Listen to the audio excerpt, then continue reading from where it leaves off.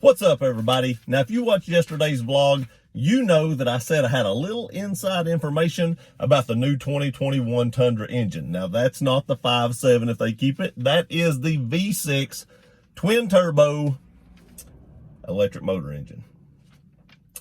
And they sent me some information about it, and that may not be a brand new engine, which kind of makes me feel better about the whole situation, because I do plan on getting that truck. To stay relevant on YouTube, I've said before, it will require getting that engine. You know, everybody will want to see the redesigned truck, the interior, the exterior, stuff like that, but they're really going to want to know about that engine. A lot of people says, oh no, that engine will never sell good. The 5.7 such a reliable engine. I agree, the 5.7 is a great engine. And a little bit of me has some hesitation about buying that new engine. But this does make me feel a little bit better about it.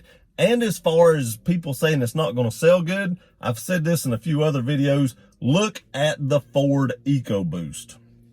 I always said the Ford EcoBoost was not going to do as good as the V8s, and the Ford EcoBoost in the F-150 has almost put the V8 in extinction. They actually cut back some production on their V8s because the EcoBoost sells so well. I've owned the 5.0 and the EcoBoost, and that EcoBoost, when it runs correctly, is a beast. Now, I do believe that Toyota has better quality than Ford, and that can be seen with all the recalls that Ford has had this year.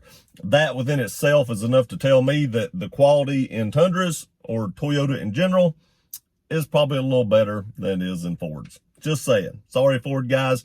If you look back at all the recalls, proof's in the pudding. But let's get on with what I was sent. Now, I want to say a subscriber sent me this information. He wanted to remain anonymous. We will keep it that way. But this is the information that I was sent about the new engine. I wrote down a lot of notes. All right, so what I heard is it's going to be a hybrid drivetrain employing a turbocharged 3.5 liter V6 with some electric motors, hence the hybrid drivetrain. That is the engine that is found in the new, for 2018, Lexus LS sedan, and it will produce 416 horsepower and 442 foot-pounds of torque, or somewhere thereabouts, with the assistance of twin turbos and twin electric motors. The source claims the truck's hybrid setup is similar to the widely complex multi-stage system found in the LS 500 Lexus. Now, this is the part that makes me feel a little bit better. The Lexus LS 500 is new to 2019 with its hybrid electric system. That being said, the Tundra is not coming out for a couple more years. So that gives them a few years to work out the kinks in this engine before they stick it in a Tundra. I want to say I did research the LS 500H, and I have some more notes on that. It does not have twin turbos. It is just, you know, the 3.5 liter V6 with the electric motors. It still does pretty good performance for that. We'll get into that here in a minute. But they are going to put on some twin turbos, from what I hear, in the Tundra to beef up that horsepower. Now, I want to say, if you've never owned a turbo vehicle, the electric motors, from what I understand, help spool the engine up from takeoff. And then I think they cut off, from the way it reads, and we'll get into that here in a minute, they cut off, and then the V6 engine comes in with the turbos after they've kind of spooled up and propels the truck from there on after. If you've never driven a turbo vehicle, when those turbos spool up, it's pretty amazing. Even 6-cylinders. I had a twin turbo 300ZX back in the day, and it was amazing. It was simply amazing. That car would run like a scalded dog. It was stupid fast. And the thing about turbos in an engine is, if you add a tuner to those, you can get some astronomical numbers just out of a tuner. The tuner that I put on that 300 added 60 plus horsepower with just the tuner. just the tuner alone. You don't get that out of a naturally aspirated car. You have to have a turbo car to get those kind of numbers. So it's astronomical what you can get with a tuner, and then couple that with an exhaust and an intake. And the crazy thing's going to be, who knows if they'll make a blow-off valve for this. I love the way blow-off valves sound. There's endless options that could be for this engine. And now that I see it's not going to be brand new to Toyota, makes me feel a little bit better about it. So let's get into some of the LS 500H specs. So the LS 500H has a 3.5 liter Atkinson cycle V6 and 2 electric motors / generators. I'm not sure how they're going to label that, but that's how the article I read when I did the research on this, they put a / generators on it. I guess the generators are helping charge the electric motors and help keep those charged. I hope that's the way it is. I can't imagine you have to plug anything in this in. The electric motor's not going to be that big. So hopefully they can keep it all charged like that with the braking system and generators. That car produces 354 horsepower. And like I said before, you add a couple of turbos on this because this car is not turboed. And now you're well over 400 horsepower and getting probably up close to 500 foot-pounds of torque, if not over it.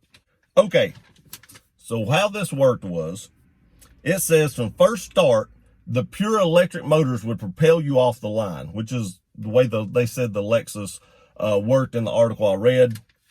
And then it would hand over to the gas-powered engine. So essentially, from the way it read, it would take you off the line using the electric motors. The electric has, that instantaneous torque, and that would propel you off the line. Then once it reached a certain speed, it would hand that over to the gasoline engine. And they also said the gasoline engine usually would not come on any more than 15 mile an hour. So the electric motors would propel you usually to around 15 mile per hour in the Lexus, and then the gasoline engine would kick in.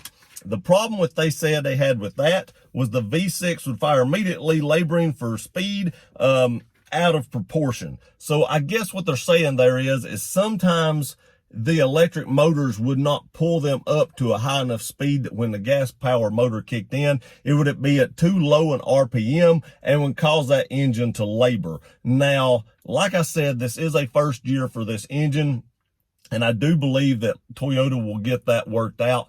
Also, along with those twin turbos, in the newer 6-cylinder twin turbos, you don't have a ton of turbo lag. So once it gets to that point and that engine kicks in and those turbos kick in, I think they can have that fixed with the turbos.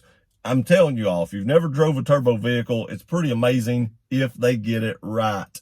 I don't think Ford especially got the first generation of the EcoBoost correct. The later generations appear to be a little bit better, but it is amazing when that engine works correctly. And if this engine works correctly, it could be just as amazing, if not more so.